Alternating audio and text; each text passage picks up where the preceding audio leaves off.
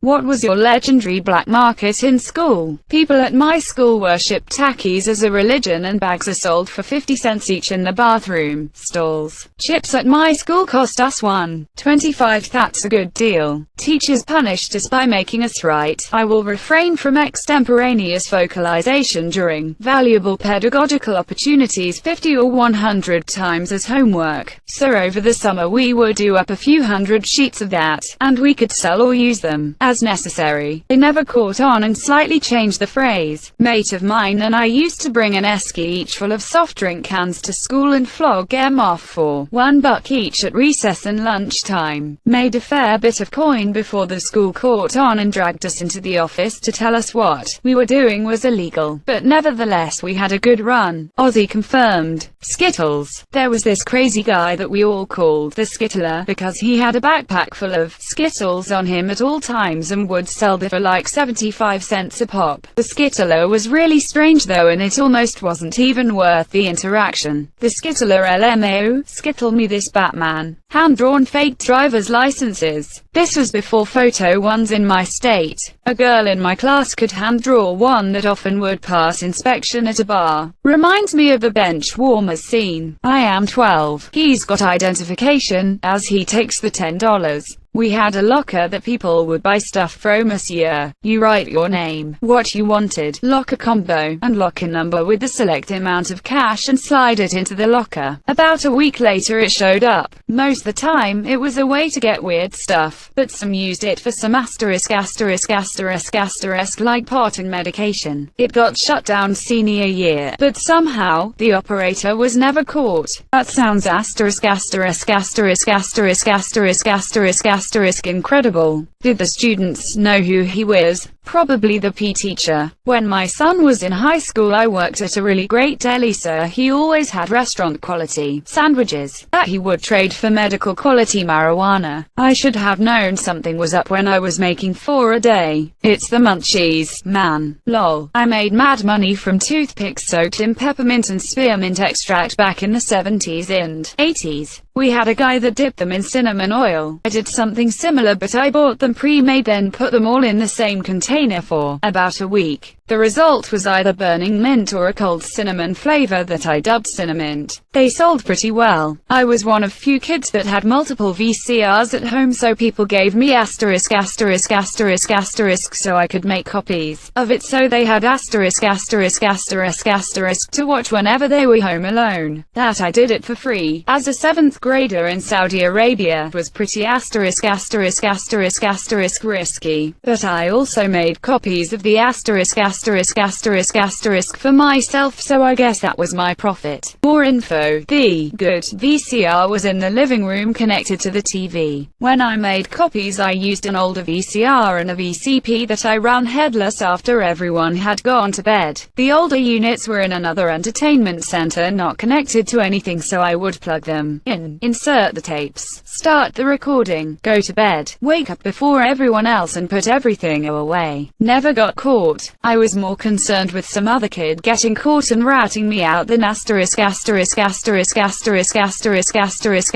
cut myself. Change. My school's change machine broke, and they were too cheap to fix it. I traded 3/4 for $1. Kids were so desperate for chips and soft drinks that they lined up to give me $1 a pop. This one student would go to the grocery store across the street from our high school and buy cases of whatever juice box was on sale that day. At lunchtime he would sell them out of his locker for 50 cents per juice box. Genius. He was one of the more liked students in the school, so the vibe around this was, I would imagine, very similar to an old school speakeasy. Nobody ratted him out, and it even got to a point where some of the cooler teachers would buy juice boxes from him as a way to support his business. He was appropriately nicknamed Juice. For $1.25 I could have a random paper, pen, pencil weapon ready by the next morning. The great pen pencil lightsaber battle, circa 2019. I knew a couple girls who made some extra money by babysitting gigapits for other kids. At any given time, they'd have a cluster of like 5 to 10 gigapits clipped to their belt loops. We weren't allowed to have them in school, but the girls were teachers' kids, so they were untouchable. Pokemon and Magic cards. Eventually school banned Pokemon and Magic cards because they thought it was gang activity. Even if it was gang activity, there's nothing dangerous about Pokemon cards, lol. My science teacher sold mushrooms in high school. Sounds like a fungi. Nice. Keeping the candy drive box after the charity fundraiser event was over, then selling candy still, and pocketing the profits. If you had that box, they let you just walk into any classroom anytime to sell candy. It was invaluable. Parents had an illegal satellite de-scrambler in the 80s. I recorded segments of the Spice and Playboy channels and sold the VHS tapes for $10 each in 7th grade. Classic. Candy sales. The school went all natural and had no candy for sale anywhere. The cafeteria wasn't allowed to sell any chocolate or fizzy drinks, so there were some kids who were renowned for always buying chocolate, sweets and fizzy drinks which they sell throughout the day. I was once told by one guy who I was friendly with that he made a close to £1,000 by the end of the year. They acted and were treated like drug dealers, with teachers trying to catch them out to take their stash of goods. One teacher liked doing it just to eat, drink all the contraband. He later got diabetes. There was this one guy in the year above me who picked a bunch of regular grass from the school grounds, dried it on a radiator, and bagged it up to sell to the first years as weed. Mad lad. 20 plus years ago I got a few huge tins of Chupa Chup lollipops from Sam's Club and sold them for $0.50 each, or 3 for $1 in the lunchroom this year. I'd have a line of 5 or more people sometimes. Eventually got shut down by the man, but was a pretty good investment at the time when they were popular. Also got all the Chupa Chups I could eat. We had this own form of currency in our middle school that teachers gave out to students for doing good work and stuff like that.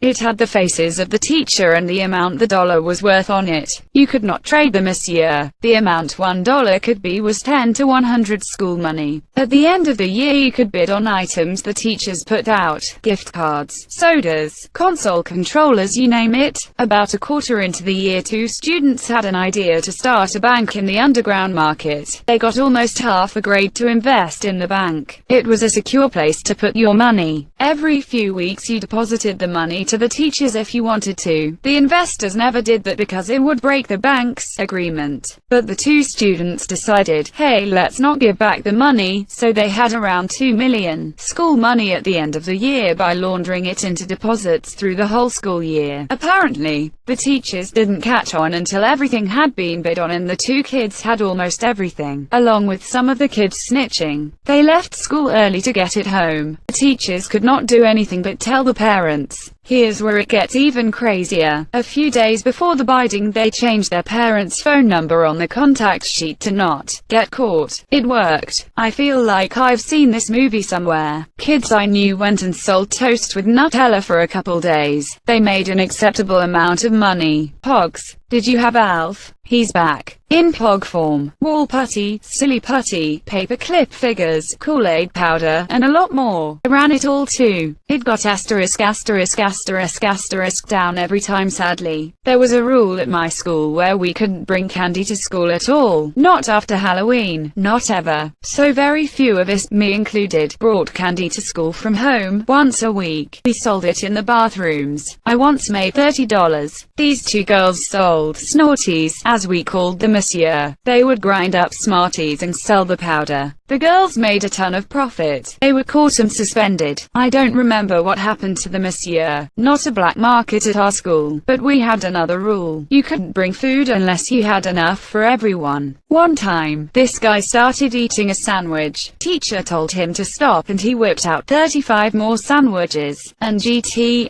whipped out 35 more sandwiches. What a asterisk asterisk asterisk asterisk asterisk asterisk asterisk legend. Our school uses OneNote for classes, a virtual notebook for each class. Students soon turned it to their advantage by creating their own notebooks, which they can share with anyone in the district. Because OneNote is a program the school uses for academic purposes, the teachers can't restrict it. Pretty soon, we got a huge notebook with at least 70 people transporting and selling stuff through at least 4 or 5 schools. We have middlemen, dealers, even our own digital currency if someone's out of cash. Nothing illegal is sold. We have a strictly moderated system, monsieur. I got in a lot of snacks and even custom artwork. There's also the kid who takes odd jobs like frying a bucket of asparagus for $10. The teachers still haven't caught on at all. It's great. I was the guy to talk to jailbreak your iPhone back in high school. Is there a chance that the iPhone will straight up brick for no apparent reason? There were a lot.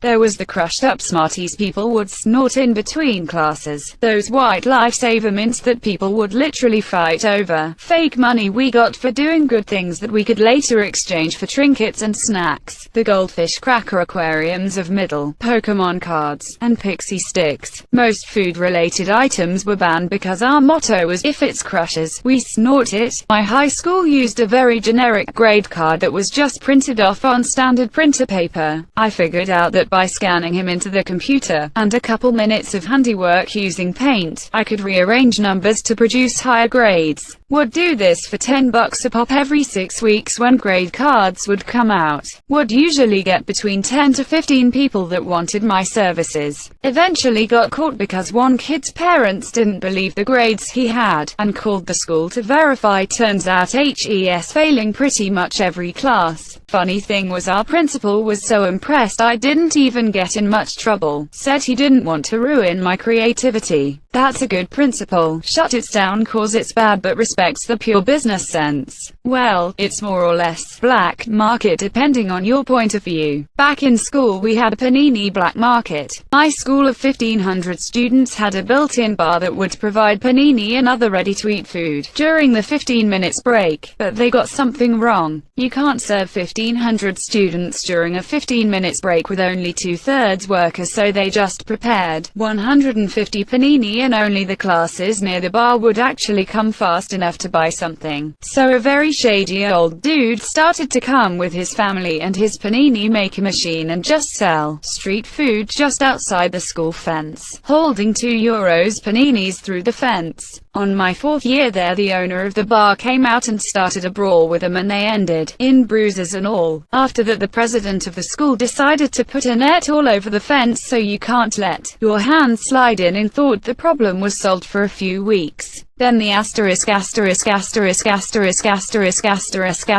old dude just parked further away from the school entrance and cut down the net, without even thinking about it, and continued to sell his panini even during the next years. I can try to add details for what I know if you guys want more lore.